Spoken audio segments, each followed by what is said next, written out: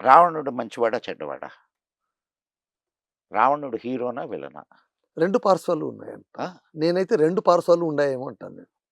రావణ బ్రహ్మగాను అవును. సీతను చెరపట్టి తెచ్చిన విలను అవును. కదా! ఆ! కానీ ఎందుకు నాశనం అయిపోయాడు? ఒక్క దుర్గుణం వల్లనే నాశనం అయిపోయాడు. హ్మ్. పరధారాభిలాష.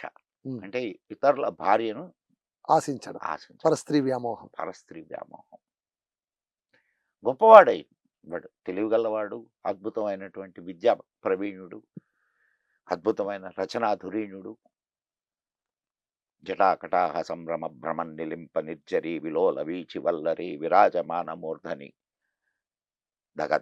ధగజ్వలల్లలాట పట్ట పావకే కిశోర చంద్రశేఖరే రతి ప్రతిక్షణం మమ. ఎంత అద్భుతమైన అసలు శివుడు అల్లాడిపోవాలి. శివుడు తాండవం చేస్తుంది మీ కళ్ళ ముందు కదా అవును. మీకు. అవును.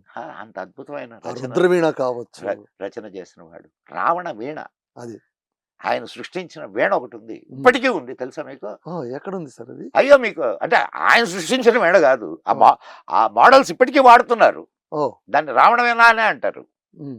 అంటే ఈ రుద్రవీణ అని ఇంకోటి ఉంది. అది ఇది ఒకటేనా? రుద్రవీణ అంటే రుద్రంతో వాయించిందండి. ఓకే. రౌద్రంతో వాయించేది వాయించింది. అని. ఓకే. ఓకే. రావణ వీణ ఈ రోజు కూడా ఉంది తయారీలో. ఓహ్!